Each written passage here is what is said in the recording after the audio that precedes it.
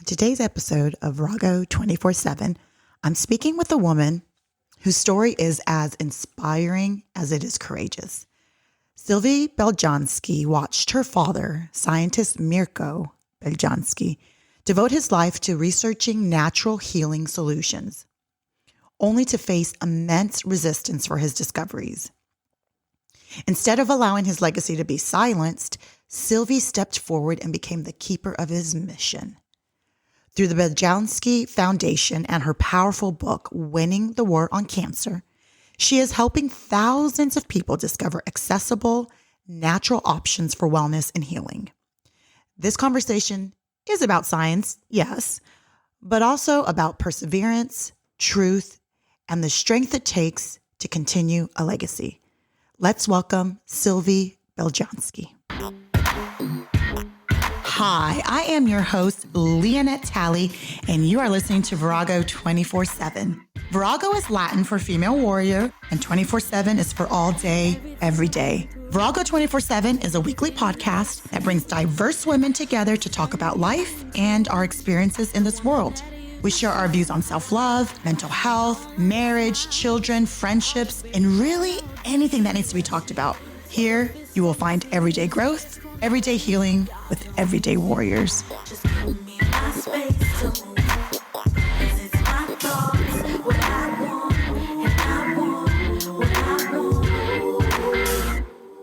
Hello, everybody. Thank you for being here with us on Virago 24/7. And you all know that I love new guests. And today we have a very, very special new guest. Her name is Sylvie Beljansky. And I just want to welcome her. Hello, Sylvie. Hello, thank you for having me, Lionette. I'm so excited to have you here. You have so many things that we're going to talk about. You have your hands in a lot of organizations and stores and all of that. So welcome. And yeah, just tell us about yourself. How did you get started with, I know you're the author of Winning the War on Cancer. Indeed, the book Winning the War on Cancer, the epic journey towards a natural cure. That's now has become, a bookseller, has received a lot of prizes. It's an easy to read story that reads like a novel. At the end of the book, people have learned a lot about some plant extracts able to fight cancer cells, about integrative medicine, about what governments can do to researchers when they don't like the results of the research. So it's an eye-opening for a lot of people, and at the same time, a book which is pretty entertaining to read. I wanted to read it like people to read it for the story also, not just for the information. So I know it started with your father. So let's go back to him and then how you got into continuing his work. Reluctantly at the beginning, and now I am so grateful that this opportunity was given to me, actually, to change my life and to make it more meaningful and put me in position to help people in ways that I would have never dreamed about. But indeed, everything started with my father. He was a PhD in molecular biology. He was in the 70s, 80s, one of the first scientists to look at the environment as a cause to cancer. The famous double helix was discovered by Watson and Crick at the late 50s, early 60s. That becomes a big thing. And all the scientists at the time thought that only genetic approach could solve all the disease, including cancer. And my father said, if it was only genetic, the number of cancer would stay pretty stable. But we see the number of cancer is increasing. Therefore, there must be also something else. And he looked at the environment to understand how environmental toxins affect our DNA. And he made the observation that there is a fundamental difference between cancer cells and healthy cells. And you see this difference whether you look at plants, animals, humans. Every time you have a healthy cell, the two strands of the DNA are nicely interwoven. It is a famous double helix. And the two strands of the DNA are well kept together with hydrogen bonds. But when you have a cancerous cell, the hydrogen bonds have broken and the two strands are not well kept together and they have some big loops. And that's when there is an increased rate of synthesis of the DNA, meaning the cell multiply much faster, and then you see those tumors that you do not see with healthy cells. So my father he screened, and that was something really new back in the 80s, a number of molecules to see what would induce this increased rate of synthesis of the DNA.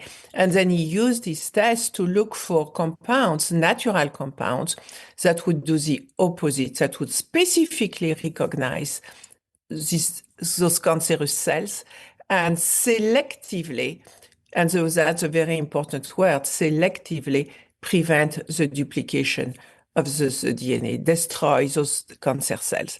And selectively means that then you have products that are going to recognize cancer cells wherever they are located. What they recognize is a differentiated DNA. Okay. Wherever it is. So you stop thinking in terms of ovarian, pancreatic, prostate, brain cancer. It doesn't matter anymore. What matters is, do you have cells with a destabilized DNA or not? And then the selectivity also means no toxicity, no side effect for healthy cells, because you can see under the microscope. It's absolutely fascinating because those plant extracts I'm speaking about, and the name is Paupera and Revolfia vomitoria, they both happen to be naturally fluorescent. So under the microscope, you can see how the fluorescence, the halo of fluorescence, which means the plant extracts, are able to stay around healthy cells, but they penetrate, they really invade cancerous cells, and then they induce apoptosis, which is the death of cancer cells, but selectively, with no toxicity to healthy cells. So if you do not have any cancerous cell or precancerous cell, the product is not going to penetrate any cell, and you are going to naturally eliminate the product in a matter of hours without side effects. So my father published all those results back in the 80s, 90s, and he got the interest of a lot of French doctors who were very excited because it was kind of universal approach to fight all cancers without any toxicity.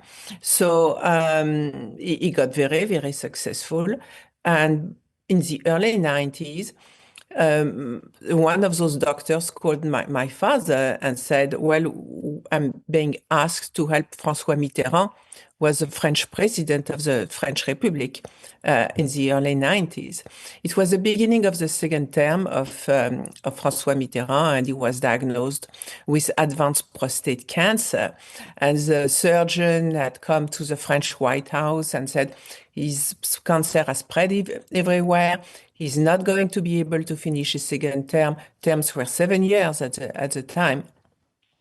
And we are going to put him on the morphine. We are going to prepare the country for early elections. But Mitterrand had a mistress who knew about one of those good doctors who had good results with prostate cancer. And that's how Mitterrand started to take the Beljanski products. And against all odds, to the amazement and dismay of the political class who have the political opposition, the president started to get better and better. And he finished his second term. I mean, that lasted years. And it was very visible to the public because, I mean, he was the president. There was no social media and all those things at the time. But still, he appeared back on TV. He was giving press conferences and things that a lot of people thought he would not be able to do. So everything was okay as long as Mitterrand was alive. When finally Mitterrand passed away, in a matter of months, the French army sent a SWAT team to my father's laboratory to destroy his laboratory, to destroy him, to destroy his research, to destroy any information. I was at the time, I did not, I mean, I come from five generations of scientists. So I thought, I mean, we are going to break the curse here. I'm never going to be involved with health. This is not for me. I grew up seeing all those people coming at home, crying because they'd been diagnosed with cancer, and then coming back with flour, chocolates. I said, I don't want to be invaded when I grow up. I will do something else. And I went to law school. So I was working in a New York law firm as a foreign legal associate when October 9, 1996, when I was a little bit homesick and I decided to call my father at the laboratory. And it was ringing, ringing, ringing. So I thought it was pretty strange.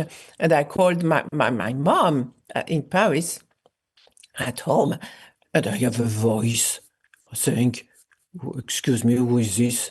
I said, "Mom?" And then the voice says, "Oh, you cannot speak to your mom. She is under arrest." So, Wow. what?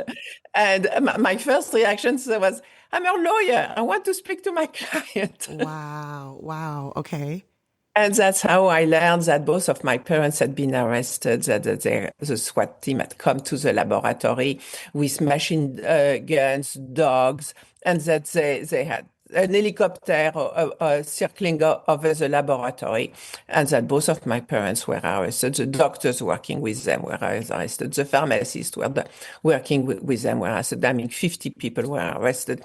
There was a laundry list of charges, and that really did not make sense. Absolutely, from day one, as a lawyer, I knew it did not make sense, and this was not about bringing a man to justice. It was about destroying evidence, and that my sense of justice was like, I'm never going to allow that to happen. I kind of no. Yeah. I'm going to fight that. So I first started with diving into my parents' legal defense. And the more I was looking at this legal file, the more fishy it looked. And then when I started to organize the defense and ask for dates and for expertise and a trial date and counter expertise and so on, it was no, no, no. Delay, deny, delay, deny, delay, deny.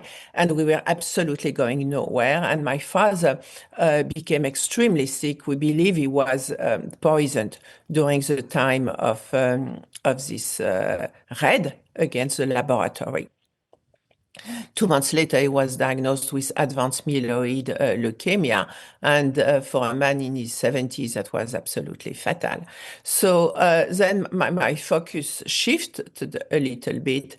I took the case to the European Court of Human Rights because I wanted my father to have a day in court. They were refusing to give him a day in court. I mean, you cannot let somebody rot at house arrest without ever giving him his day in court. And actually, we won an unanimous decision at the European Court of Human Rights because the French government would rather lose the case than explain what they did and why they did it. Wow. How long did this whole process take? Like, how long was he in It house took arrest? 4 years. They Wow. were also stalling as much as they could, postponing, asking for delays. It took me 4 years, but I won an unanimous case. And then I quickly realized my father had passed in the meantime, and a lot of people came to my father's funerals telling me, without your father, I would not be here. I would not have been able to walk my daughter down the aisle. I would not have been able to play with my grandchildren. And I felt the most important was not so much a legal win. It was about carrying on with this scientific legacy, continuing to make the products available to the people who need it and want those products. And also, I was very affected by the way my father's name was slandered in the French papers.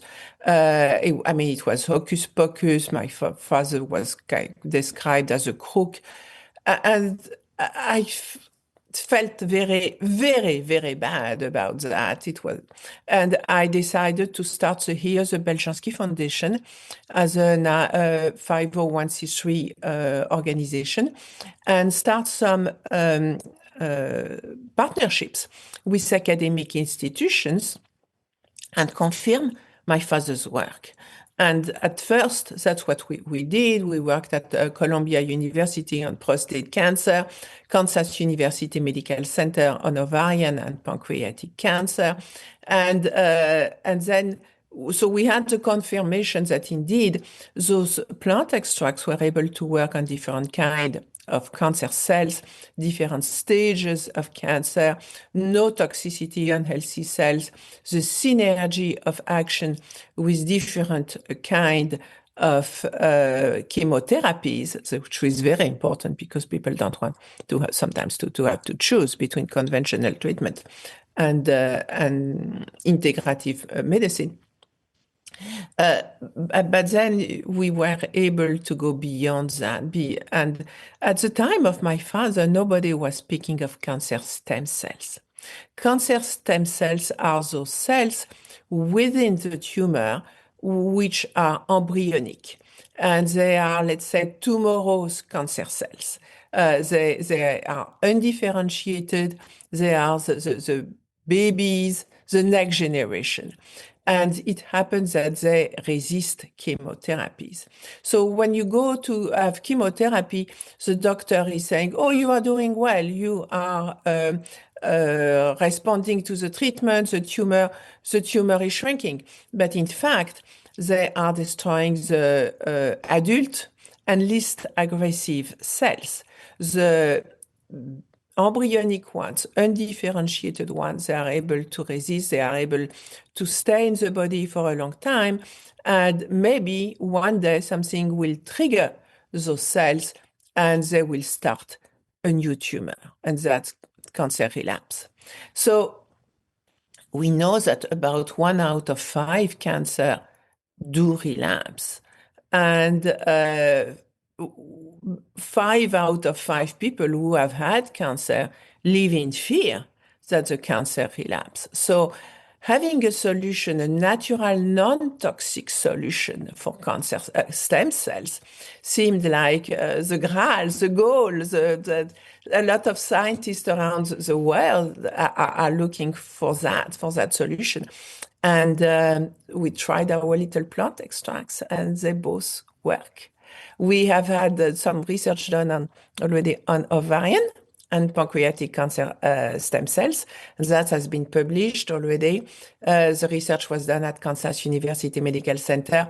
The publications are available like all the other publications that stem from the research funded by the Beljansky Foundation. Everything is on beljansky.org. Everybody can look at those publications, download them, print them, share them with their doctor, ask if that would be a good idea. And we recently funded research on breast cancer stem cells. Breast cancer is, the first killer when it comes to cancer for women. So having something that we could, offer to women to use from day one of diagnosis, because you don't want to let that to fester. I mean, those cancer stem cells, you want to destroy them from day one.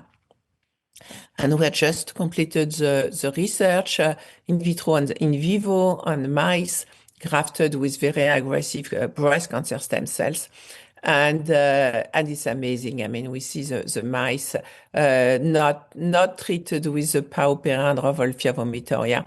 They develop metastasis, a lot of metastasis. And then the mice treated with those plant extracts, zero metastasis. So the publication is not out yet.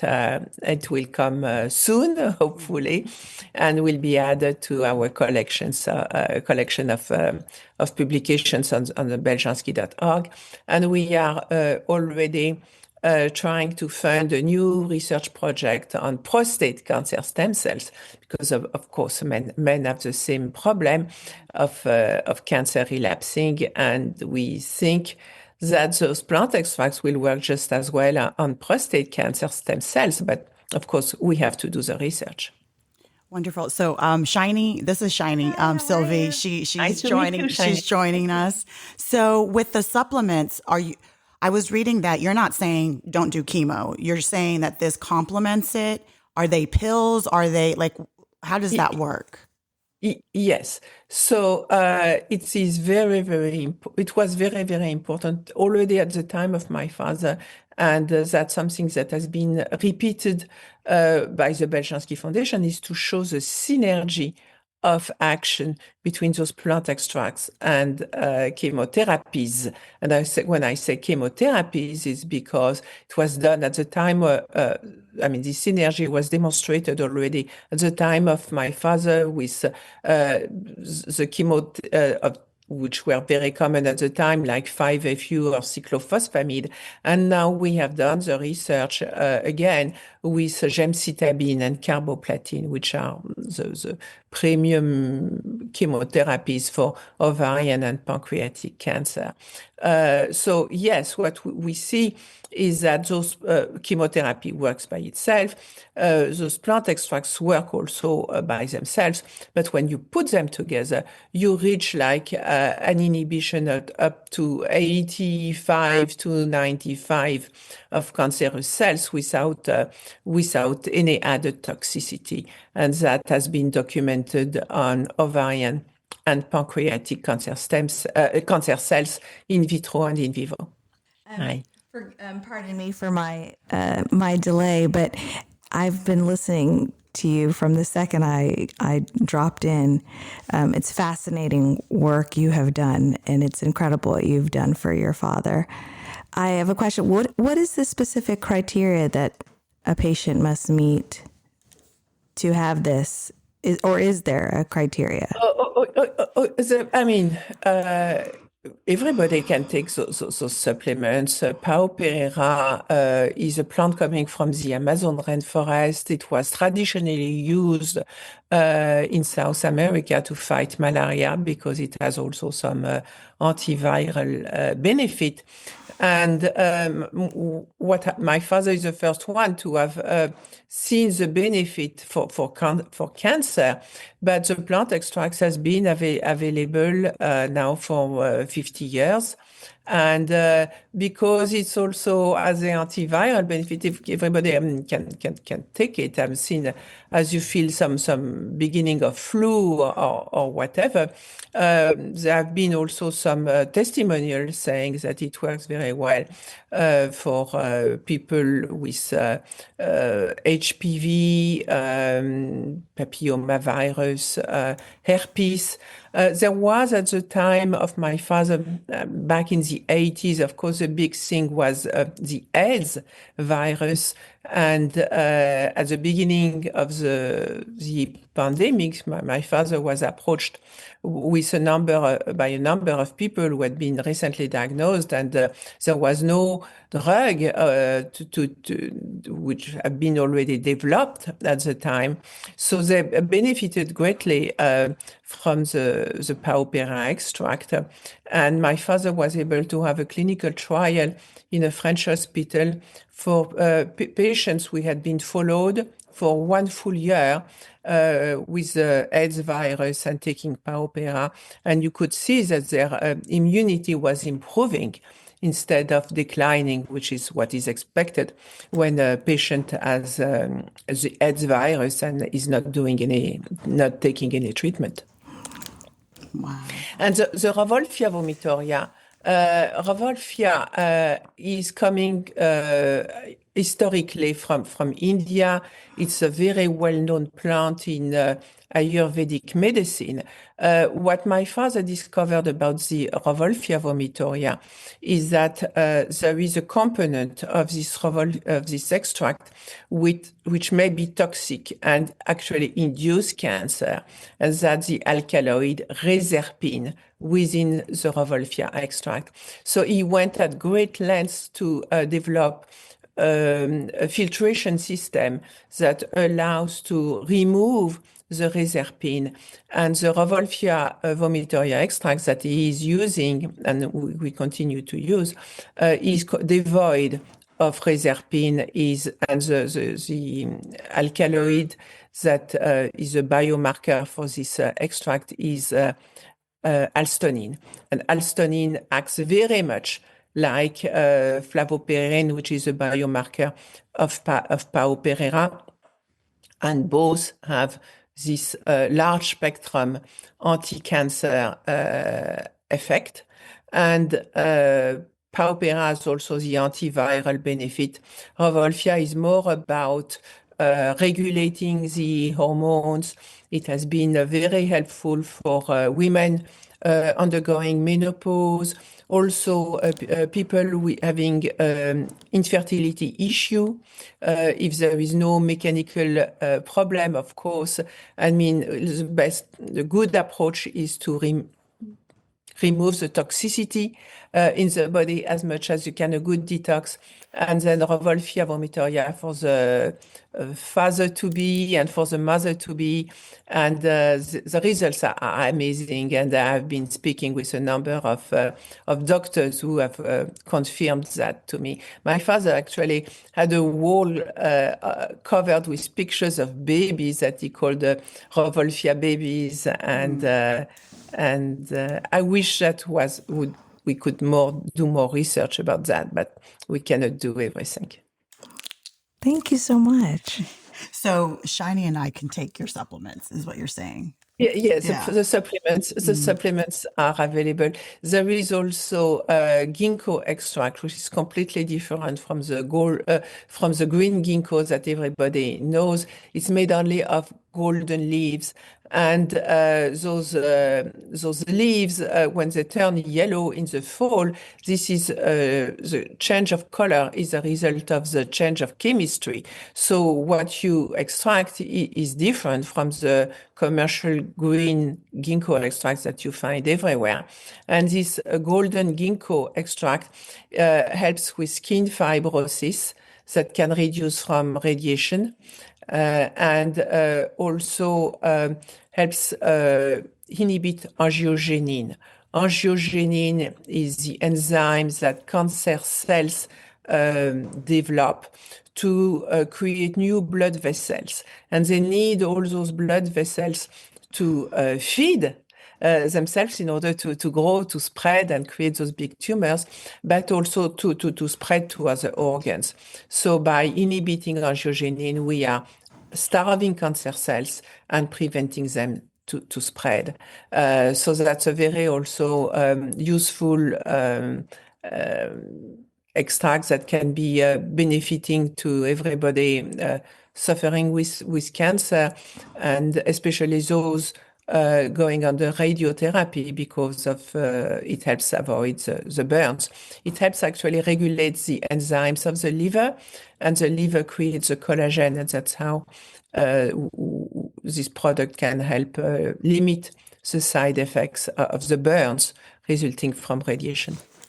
So, I mean, from my point of view, this sounds amazing and it's wonderful. And your dad's work seems like it's, he wanted to help people. I don't understand why that was a crime. So The why? What's the why? So if it was really a crime, they would have, defended the case at the European Court of Human Rights. But you are absolutely right. It's not a crime, and that's why they did nothing. They had nothing to say. It was a political offense. It was a political offense to offer something natural that worked better than what conventional doctors had to offer. It was a political offense to the opposition party who came to power after that, and felt that because of those little plant extract, they had stayed in the opposition for several years and had not been able to take over sooner because the president did not die and there was no early election. So there was some pharmaceutical companies and some government officials who colluded actually to make sure that those plant extracts would not continue to see the light of the day in France. What they did not foresee is that I would decide to stay in the States and carry on with this legacy. And that has been 30 years. I could not be more proud of what the Beljansky Foundation has achieved and the beautiful results. I mean, my joy in my life is to be able to present those results. And that's why I'm so grateful to be here with you today. And I know you have Maison Beljanski in New York City. Is that still there? Yes. So Maison Beljansky, you cannot do research out of thin air. Of course, obviously, you need to have products to do the research. And Maison Beljansky is a little store. It's a tea room in Manhattan. And so we are making all the products available. The website is maisonbeljansky.com. And we also offer health coaching, group coaching, and individual health coaching sessions. If people have questions and don't know how to take the products, which one to take, and so on, we are here to help. That's wonderful. And I know you have a podcast as well, the Beljansky Cancer Talk Show. The Beljansky Cancer Talk Show, absolutely.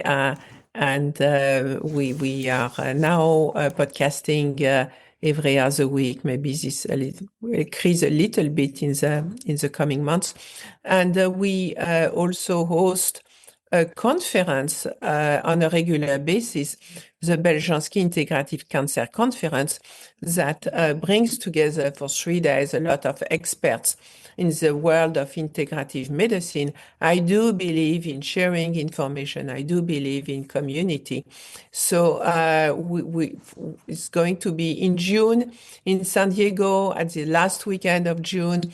This year it's going to be our third Beljansky Integrative Cancer Conference, and there will be the best experts in cancer and beyond in supporting the immune system that are coming together and give lectures. So I think it's a great opportunity for everybody concerned with cancer to come, to listen to all those doctors, to see if there is something that resonates more with you, and you want to stay in touch with this doctor and become one of her patients. I think I was in awe of everything that you were explaining, because from everything you're saying, you have legal background, medical background. No, I don't have a medical background. I am not a doctor. I just learned a lot along the way when I was confronted with the urge of making sure that this knowledge would not disappear. First, I had to learn as much as I could, as quickly as I could. Maybe my legal background helped me there, and then make the products available here. do the filing with the FDA. Those products have been filed with the FDA back in 96, 97 as new dietary ingredients. So to make them legally available here in the States, and that make sure that what happened in France would not repeat here. And I have to say that I'm very grateful for everything here in this country, for America, which have given me the opportunity to pursue my dream, to create a company, to create this foundation, to continue the research, and to continue to help people. And I could not be more proud to be American of my country, and to have this opportunity to carry on with this legacy. Had I stayed in France, that would not have been possible. I'm sure your father is so proud of you. So proud. Was your mom able to live long enough to see you continue his work? Yes. I got my mom a green card, and she came with me and stayed in New York for the past 20 years of her life, and I was able to take care of her. And until like 2 weeks before she passed, she was coming every day to the office, and she was making a point to help answer the phone, to continue to be useful, and to reassure people. Of course, she was doing that for French people because her English was not good enough.